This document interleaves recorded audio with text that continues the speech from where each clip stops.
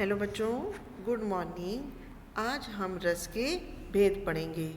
तो बच्चों, रस के 11 भेद होते हैं। पहला आपको मैं बता रही हूँ श्रृंगार रस। श्रृंगार को रसराज भी कहा जाता है। ये एकमात्र ऐसा रस है जिसमें अन्य रसों के संचारी भाव भी समाहित हो जाते हैं और इसमें कोमलता के साथ भावनाओं की अभिव्यक्ति होती है। तो इसके भी दो भाग हैं क्योंकि इसमें सुख और दुख दोनों की अनुभूति होती है। पहला है संयोग श्रृंगार। जब नायक नायिका के संयोग या मिलन का वर्णन होता है तो वहाँ संयोग श्रृंगार होता है। जैसे इसका उदाहरण है कैत नटत रिझत खिजत मिलत खिलत लज्जात भरे बान में करत हैं नैनन ही शोभात। तो बच्चों, इसमें राधा और कृष्ण के मिलन की बात कही गई है, तो इसमें संयोग श्रृंगार है। वियोग श्रृंगार अर्थात इसमें नायक नायिका एक दूसरे से अलग हो जाते हैं तो उनके विरह का वर्णन हो जाता है। जैसे मधुबन तुम कत रहत हरे विरह वियोग स्थान सुंदर के ठाड़ी क्यों ना जरे। तो इसमें श्री कृष्ण के द्वारिका चले जाने पर ब्रज के गांव का और कुंजों का वर्णन है कि उनके बिना तुम कैसे हरे भरे हो, तुम उनके वियोग में जल क्यों नहीं गए। तो दूसरा है हास्य रस। आचार्य भरत ने हास्य रस के मूल में विकृति का भाव माना है। सभी रसों से अधिक सुखात्मक माना जाता है। विकृत वेशभूषा, कार्यकलाप, चेष्टा या वाणी को देख सुनकर जो हमारे हृदय में विनोद और उल्लास उत्पन्न होता है उसे हास्य रस कहते हैं। जैसे चना बनावे घासी राम जिसकी झोली में दुकान, चना चुरमुर चुरमुर बोले बाबू खाने को मुख खोले। तो बच्चों, इसका स्थायी भाव हास है और श्रृंगार रस का स्थायी भाव रति है, जो मैंने आपको पहले नहीं बताया था। तो इसमें जो है, इसके बाद आपका है करुण रस। करुण रस इष्ट वस्तु की हानि, अनिष्ट वस्तु का लाभ, प्रिय का चिर वियोग, अर्थ हानि आदि से जहाँ शोक का भाव प्रकट होता है वहाँ करुण रस होता है। इसका स्थायी भाव शोक है। जब हमारी किसी प्रिय वस्तु का हमसे अलग हो जाए या प्रिय का दाह विलाप, इसमें शोक का भाव होगा। जैसे सिर पीटकर सिर और छाती अश्रु बरसाती हुई, कुरकुरी सदर्श सगुणा गिरा से दैन्य दर्शाती हुई, बहुविधि विलाप विलाप वह करने लगी उस शोक में, निज प्रिय वियोग समान दुख होता ना उस लोक में। तो इसमें अभिमन्यु के प्रति उसकी पत्नी का वियोग है कि जब उसकी मृत्यु हो जाती है तो किस तरह से वह अपने दुख को प्रदर्शित करती है। फिर है रौद्र रस। किसी शत्रु, विपक्षी, अहितकारी, बुरा चाहने वाले उदंड लोगों की चेष्टाओं और कार्यों को देखकर निंदा, अवहेलना और उपकार से हमारे मन में जो भाव जगता है वह पुष्ट होकर रौद्र का रूप धारण कर लेता है। इसका स्थायी भाव है क्रोध। श्री कृष्ण के सुन वचन अर्जुन शोभ में जलने लगे, सब शील अपना भूलकर तल युगल मलने लगे, संसार देख अब हमारे शत्रु रण में मृत पड़े, करते हुए घोषणा वह हो गए उठकर खड़े। तो इसमें महाभारत के समय का वर्णन है जब श्री कृष्ण अर्जुन जी को उपदेश देते हैं और युद्ध करने के लिए प्रेरित करते हैं, तो उनके रौद्र रूप का वर्णन किया गया है। फिर है हमारा वीर रस। शत्रु के घमंड को तोड़ने, दोनों की बुरी दशा और धर्म की दुर्गति को मिटाने और किसी कठिन कार्य को देखकर निश्चय करते हुए तीव्र भाव हमारे हृदय में पैदा होता है, वह उत्साह कहलाता है।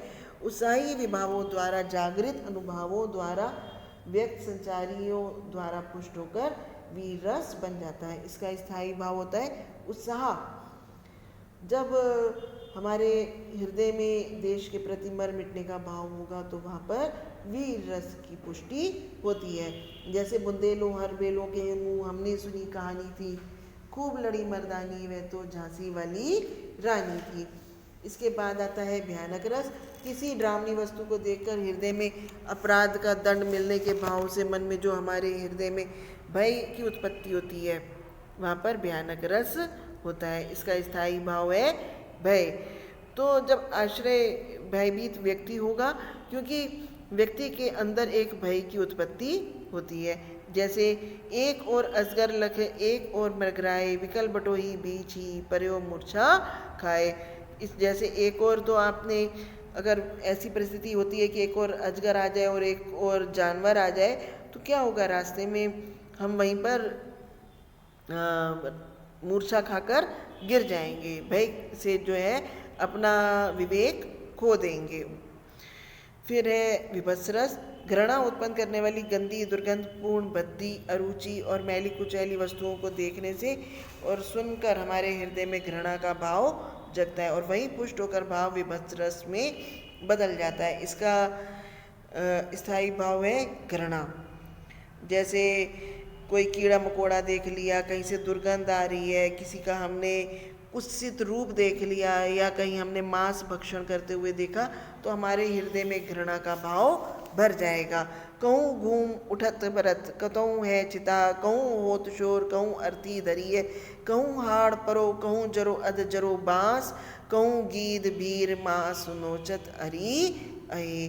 तो इसमें शमशान घाट के दृश्य का वर्णन है कि कहीं तो चिता से जो है धुआं उठ रहा है, कहीं शोर हो रहा है, लोग रो रहे हैं, और कहीं पर अर्थी पड़ी हुई है, कहीं पर अधजली जो है हड्डियाँ पड़ी हुई हैं, कहीं पर वो मांस के जलने की बदबू आ रही है, और कहीं तो गीध है जो ऐसे ही अध जला शव है उसको नोचने के लिए तत्पर है। तो एक भयंकर और विभत्स रस है जिसको हम अपनी आंखों से देख नहीं सकते हैं, और देखने से जो है हमारा हृदय उसको मना करता है। तो यहाँ पर विभत्स रस है। इसका स्थायी भाव है घृणा या जुगुप्सा। फिर है अद्भुत रस। किसी आश्चर्यजनक, असाधारण और अलौकिक वस्तु को देखकर हमारे हृदय में आश्चर्य का भाव उत्पन्न होता है। ऐसी अवस्था में अद्भुत रस प्रकट होता है। इसका स्थायी भाव है विस्मय। इसमें हमारा मुंह, जब हम ऐसा कोई दृश्य देख ले, मुंह खुला का खुला रह जाए या दांतों तले उंगली दबा ले, जैसे आप कोई जादू देख लेते हैं, कोई अनोखी घटना देख लेते हैं, तो वहाँ पर अद्भुत रस होगा। जैसे गोपों से अपमान जान अपना क्रोधांध होके तभी की वर्षा व्रज इंद्र ने सलिल से चाहा डुबाना सही, यो ऐसा गिरिराज आज कर से ऊंचा उठा के हो, जाना था किसने की गोप शिशु से रक्षा करोगे कहो। तो इसमें आश्चर्य का भाव है कि जब श्री कृष्ण ने जब गोवर्धन पर्वत को उठा लिया था, तो जो मैंने पद बताया उसमें उस समय का वर्णन है कि जब लगातार वर्षा हो रही थी और चारों ओर पानी ही पानी भर रहा था, तो उन्होंने पूरे गोवर्धन पर्वत को उठा लिया था। तो ये एक आश्चर्यजनक बात थी। तो इसलिए यहाँ पर अद्भुत रस है और इसका स्थायी भाव है विस्मय। फिर है शांत रस। जब सांसारिक वस्तुओं से विरक्त हृदय में, हमारे हृदय में विराग का भाव उत्पन्न होता है और हमारे चित्त को शांति मिलती है, तो शांत रस की उत्पत्ति होती है। इसका स्थायी भाव है सम या निर्वेद। जैसे रघुपति राघव राजा राम, पतित पावन सीताराम। तो हमारे हृदय में एक विराग की उत्पत्ति है कि संसार में कुछ नहीं है। और फिर है भक्ति रस। ईश्वर के गुणों के प्रति श्रद्धा भाव से भरकर जब कोई भक्त प्रेम में लीन हो जाता है और आनंद की अनुभूति करता है, तो वहाँ पर भगवत रति होती है, यानी भगवान के प्रति प्रेम। इसका स्थायी भाव है भगवत रति। जैसे अंकड़ियाँ झाई पड़ी, पंत निहार निहार, जिबड़ियाँ छाला पड़े, राम पुकार पुकार।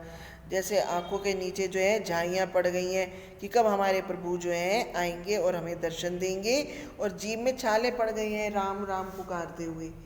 तो यहाँ पर जो है भक्ति अटूट, मतलब भक्त का प्रेम प्रकट होता है ईश्वर के प्रति, तो इसलिए यहाँ पर भक्ति रस है। फिर है वात्सल्य रस। जब बड़ों के हृदय में बच्चों के प्रति स्नेह का भाव होता है, तब वहाँ पर वात्सल्य रस होता है। जैसे इसका स्थायी भाव है वत्सल या बाल रति, संतान के प्रति स्नेह। तो इसमें बच्चों के प्रति हंसना, उसके प्रति पुलकित हो जाना, बच्चों को प्रेम में आवेग में आके बाहों में भर लेना या उनको चूम लेना, इस तरह से क्या कहलाता है, वत्सल रस। तो बच्चों जैसे श्री कृष्ण की एक बहुत ही प्रेम भरी छटा में देखने को मिलती है सूरदास जी के इस पद में, मैया मोरी मैं नहीं माखन खायो, भौर भयो गयन के पाछे मधुमन मोहे पठायो।